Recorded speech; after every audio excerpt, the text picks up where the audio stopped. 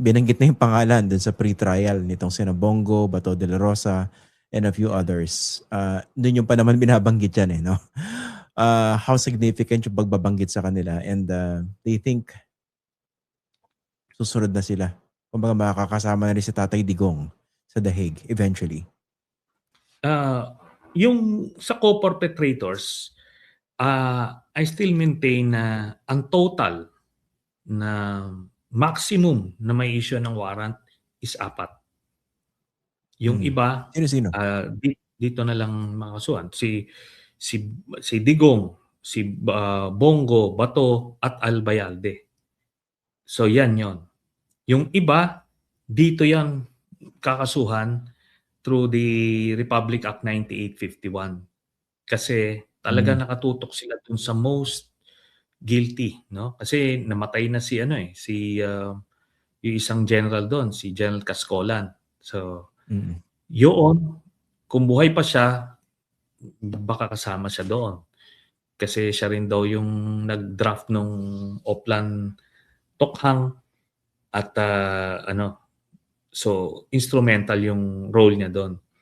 Pero all the rest, pinakita lang doon ito yung pinakang sindikato na modus nila. From Davao, sila rin, tapos dinala sila sa national level.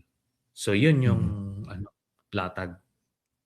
So far, ang tingin niyo rin sa latag naman ng defense at saka ng prosecution doon sa confirmation of charges hearings. Simulan natin dito sa mga binanggit ni Kaufman. 'Di ba? Nagkaroon sila ng debate, para naging battle of speeches Parang sabi niya, hindi, chine-cherry pick ng prosecution yung mga gusto nilang palabasin to boost their case. Pero hindi kinakalimutan daw nila yung mga clarifications and contexts ni Duterte na sinasabi, hindi kami sinabing pagpapatayin niyo di ba? Pag endanger lang yung buhay ninyo. Yun yung mga nag-walk back na siya kasi 'di ba nung nag-file kami in 2017, wala kang maririnig na pag-walk back. Definitive yun, kill. Pero nung nag-start na yung preliminary examination noong 2018, I think March, immediately thereafter nag-resign nag-pull out tayo ng membership. Then doon na nila, alam na nila na merong ganyan. Kasi nung una hindi naiisip ni Digong na may ICC Kaya kung magsalita siya, walang preno. Later on, doon na siya nagka-qualify. Na tipong, wala akong gaganon siya. Pero ito yung hindi niya nako-consider ni Kaufman. Kasi talagang, wala naman talagang depensa na viable si Kaufman. Pero ito yan, let me just take you back dun sa kung ano yung precursor ng ICC, yung Nuremberg Trials. Dun sa Nuremberg Trials, si Hermann Goering, siya yung number 2 ni Hitler. Tapos yung ibang mga generals. During the trial, yung prosecution, in-establish nila yung mass murders. In-establish nila na totoo yung mga Holocaust yung pagpapatay sa mga Jews, yung genocide, di ba? Na-establish nila yon. Ngayon, ang daming witnesses, lahat.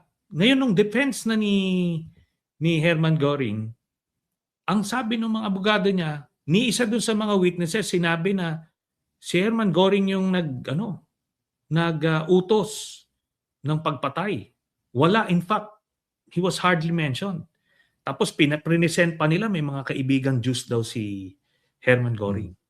O ngayon, he was still convicted by the judges sa Nuremberg trial. Bakit?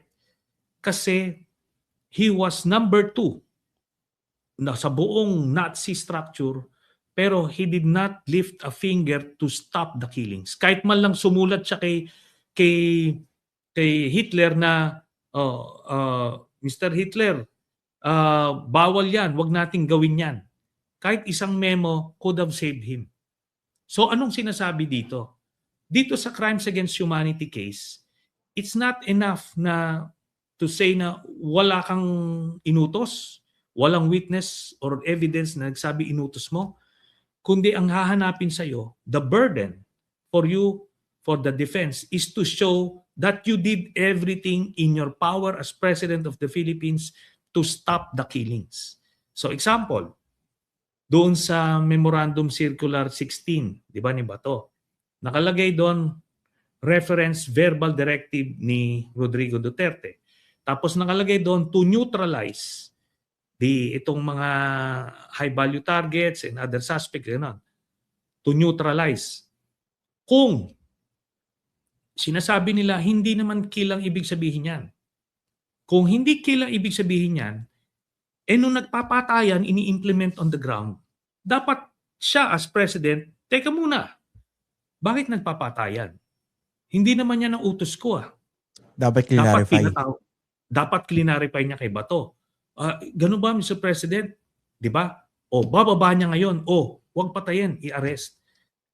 Doon pa lang sa first month o first weeks na nagpapatayan, first 2 weeks pa lang, kasi araw-araw nun, naalala nyo, Christian, nire-report sa media, ito yung patayan, widespread.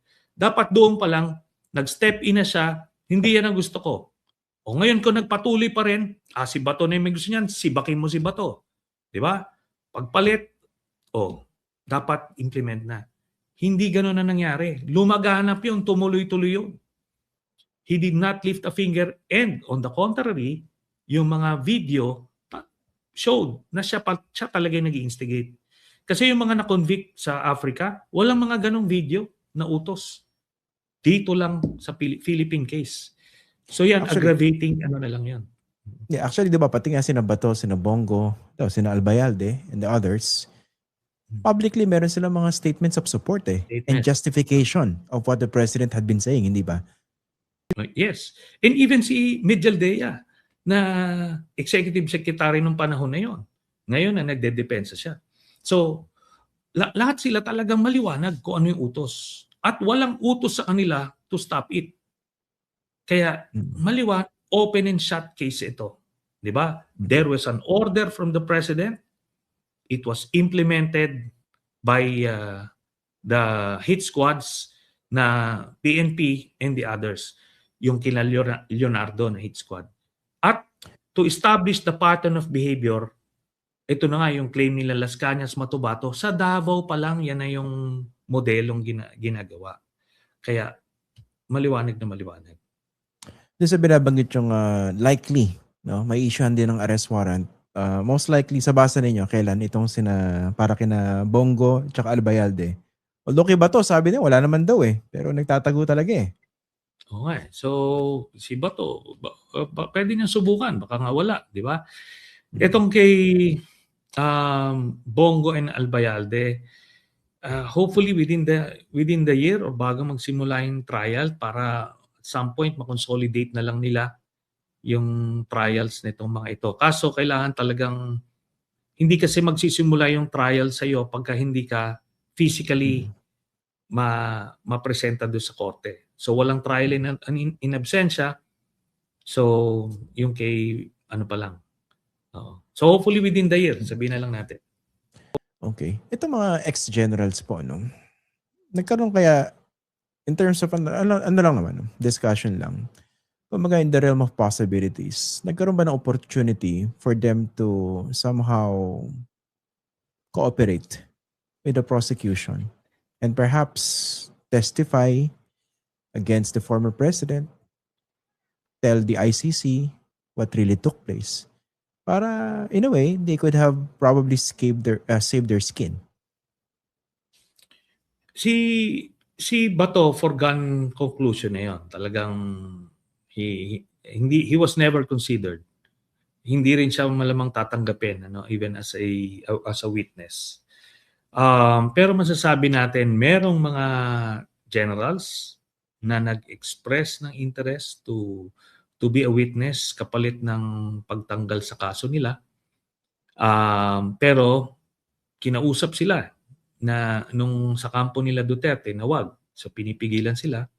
Kasi daw pag presidente na si Sara, ano na yan, hindi na matutuloy yan, mapoproteksyonan sila. The thing about that is, yung ICC warrant, perpetual yun Di ba? Perpetual yun. Habang hindi ka So, it will be a sword hanging over your head for the rest of your life. Tapos, isa Mm. pa yan, yung kung mananalo ba si Sarah to begin with. And I maintain na hindi mananalo na si Sarah. With all of these things, yung numbers niya are not high enough to hold for the next 2 years na lalabas yung, especially next week, impeachment na, mabigat yon.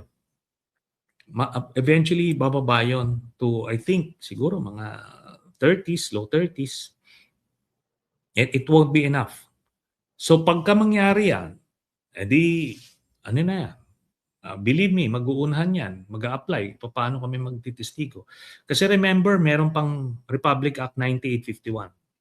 Yung RA 9851, under the next administration, hahabulin yon. Yung mga sinabing, yung mga hindi kinakasuhan ngayon sa ICC, hahabulin yun dito.